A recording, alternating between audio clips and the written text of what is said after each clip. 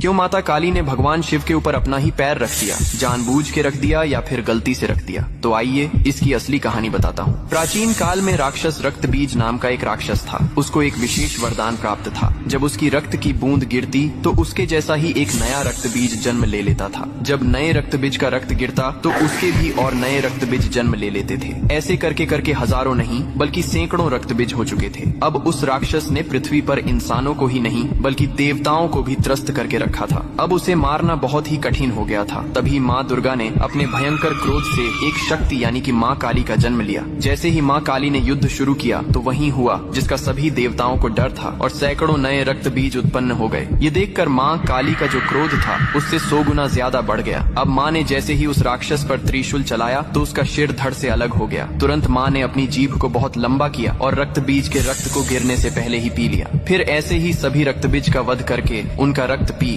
कर उनका क्रोध अब 100 गुना से 200 गुना बढ़ गया था। धरती कांपने लगी थी, समुद्र मथने लगे थे, देवता भयभीत होकर इधर उधर भागने लगे थे। तब देवताओं ने भगवान शिव से प्रार्थना की, हे महादेव, आप ही माता काली के संताप को शांत कर सकते हैं। शिव ने देवताओं की पुकार सुनी और माँ काली के सामने युद्ध भूमि में पहुंच गए। लेकिन माँ अपने तांडव में इतनी लीन थीं कि उन्होंने शिव को भी नहीं देखा। तभी भगवान शिव ने स्वयं माता के चरणों में लेट गए। जैसे ही माँ काली का पैर अनजाने में शिव के सीने पर पड़ा, तुरंत उनका क्रोध शांत हो गया। उन्होंने नीचे देखा तो अपने प्रिय पति शिव थे। यह देखकर उनकी जीभ शर्मिंदगी से बाहर निकल आई। इसके बाद शिव ने मुस्कुराते हुए कहा, हे माँ, तुम्हारा यह रूप सृष्टि के संतुलन के लिए था, लेकिन यह रूप अब धरती पर बहुत धाम धूम से पूजा जाएगा। यही कारण है कि तस्वीर में और मूर्तियों में माँ काली को शिवजी पर खड़े